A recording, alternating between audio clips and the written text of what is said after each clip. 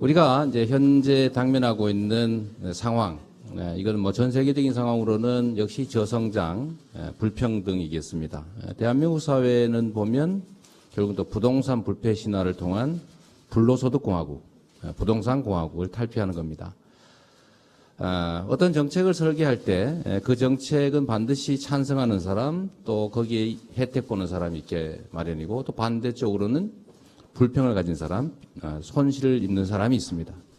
이 양자를 합리적으로 잘 조정하게 하는 것, 그리고 이들이 타협을 통해서 바람직한 새로운 질서를 만들어 나가는 것, 그게 바로 이제 우리가 해야 될 일이라고 생각합니다.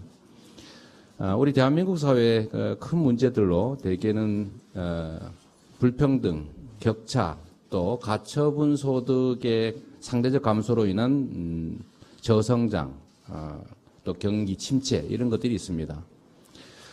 또 전 세계적으로 당면하고 있는 소위 제4차 산업혁명을 통한 일자리 감소, 이 문제에 대해서도 어떤 대안을 마련해야 되는 것 아니냐는 논의가 있습니다.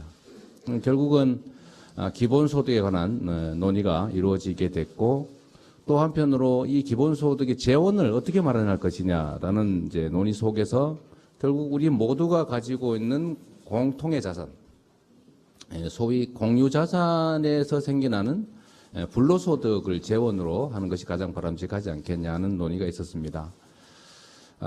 그래서 결국은 국토보유세를 통해서 불평등도 완화하고, 또 부동산 불로소득 공화국이라고 하는 오명도 벗어나고, 또 그걸 재원으로 해서 적게나마 기본소득을 만들어서 우리 국민들이 이런 제도에 대해서 동의한다면 그때서부터는 큰 저항 없이 조금씩 확대해 나갈 수 있지 않겠냐라는 그런 정책 아이디어를 우리가 만들어내게 됐습니다.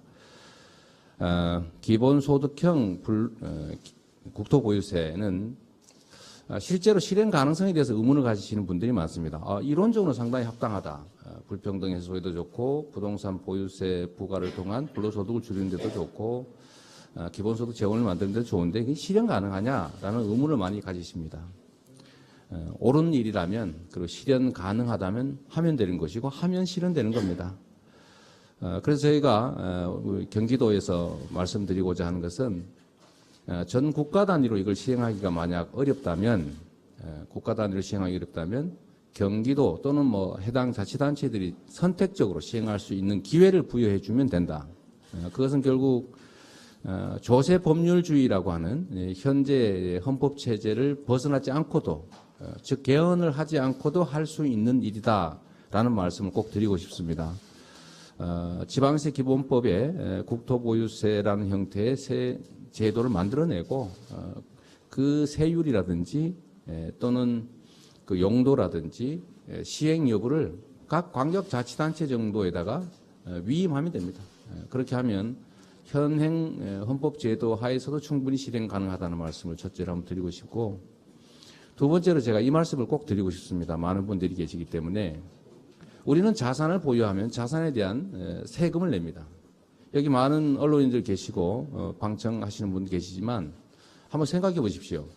우리는 자동차를 보유하고 있다는 이유로 연간 그 시가의 약 2% 정도에 해당하는 자동차세를 냅니다. 그런데 이 부동산은 아마 이따가 뭐 발표하시겠지만 통계가 좀 왔다 갔다 하긴 합니다. 연도별로. 그러나 이 부동산 자산에 대해서는 0.27%, 뭐 최근 조사로는 더 낮아졌다고 하는데 0.3% 이하의 세금을 내고 있습니다. 그런데 자동차와 부동산, 특히 토지를 비교해 본다면 자동차는 소모되는, 결국 없어지는 자산입니다. 그리고 자동차에서는 수익이 생겨나지 않습니다. 그런데 이 자동차세는 2%를 내는데, 반대로 영원히 사라지지 않는, 그리고 개인이 만들어낸 것도 아니고 우리 모두의 것이라고 할 수 있는 토지는, 그리고 그 토지에서는 또 수익이 생겨나는데 그 수익이 생겨나는 영원히 존재하는, 영속하는 토지에 대한 세금은 이 자동차세의 7분의 1, 뭐 심지어 한 10분의 1 정도에 불과하다라고 하는 것은 매우 불평등한 제도인 거죠. 그런데 또 하나의 차이가 있습니다. 이 토지와 자동차는 어떤 차이가 있느냐.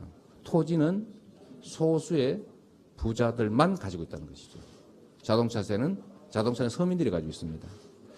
결국은 영속하지 않고 소모되고 수익도 없는 자동차세의 세율은 높고 영속하면서도 수익까지 나는 부동산에 대한 세율이 낮은 진짜 이유는 결국 소수의 부동산 소유자들이 정책 결정에 집중했기 때문에 아니냐, 정책 결정에 집중적으로 관여했기 때문이 아니냐는 의심을 가질 수밖에 없는 거죠.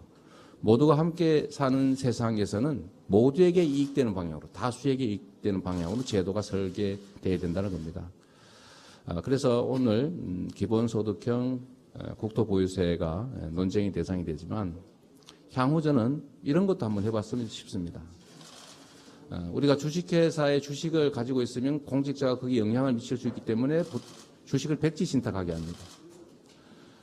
부동산에 영향을 미칠 수 있는 권한을 가진 공직자라면 꼭 필요한 부동산 외에는 역시 백지 신탁하는 부동산 백지 신탁제도 같은 것도 한번 우리가 논의는 해볼 필요가 있지 않느냐라는 생각을 하게 되는 겁니다. 약간 논의에서 벗어났지만 기본소득형 국토보유세, 오늘 우리 정성 의원님, 유승희 의원님, 송옥주 의원님 이런 자리 마련해서 우리 전 국민이 이에 대해서 관심 가질 수 있게 해주신 것 진심으로 감사드립니다. 저는 경기도에서 저희가 후원하는 이유도 이런 게 좀 국민적 논의로 좀 확대되고 각 지방자치단체가 선택해서 시행할 수 있게 해준다면 우리 경기도에서 선도적으로 제가 경기도민을 설득해서 그 동의하에 꼭 시행해보고 이게 타당한 제도라는 점을 증명해서 대한민국 전국으로 확대해보고 싶습니다. 이런 기회 만들어주신 우리 의원님들 그리고 토론 발제자 여러분 그리고 이정정 교수님 각별히 감사드립니다. 고맙습니다.